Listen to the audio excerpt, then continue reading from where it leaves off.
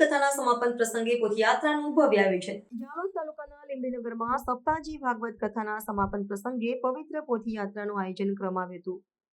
શ્રી રણછોડરાય મંદિરથી પ્રારંભ થયેલી આ યાત્રા ગામના મુખ્ય માર્ગો પરથી ઢોલ નગારા, ભજન કીર્તન અને હરિધૂન સાથે ભવ્ય રીતે પસાર થઈ હતી। યાત્રામાં મોટી સંખ્યામાં શ્રદ્ધાળુઓએ ઉત્સાહભેર ભાગ લીધો હતો। આ પોથીયાત્રા કથાના પૂર્ણોત્સવ નિમિત્તે યોજાઈ હતી, જેમાં શ્રી રણછોડરાયજીના મંદિરમાંથી પવિત્ર પોથીને રથમાં વિહાર કરાવવામાં આવ્યો હતો। યાત્રા દરમિયાન ગામના વિવિધ વિસ્તારોમાં ભક્તિભાવથી ભરેલા દ્રશ્યો જોવા મળ્યા હતા। સ્થાનિક નાગરિકો અને કથાના આયોજકો દ્વારા યાત્રાનું સુસંગત આયોજન કરવામાં આવ્યું હતું, જેથી સમગ્ર કાર્યક્રમ શાંતિપૂર્ણ અને શ્રદ્ધાપૂર્વક સંપન્ન થયો। આ યાત્રા દ્વારા નગરમાં ધાર્મિક અને સાંસ્કૃતિક ભાવનાઓનું સંવર્ધન થયું છે।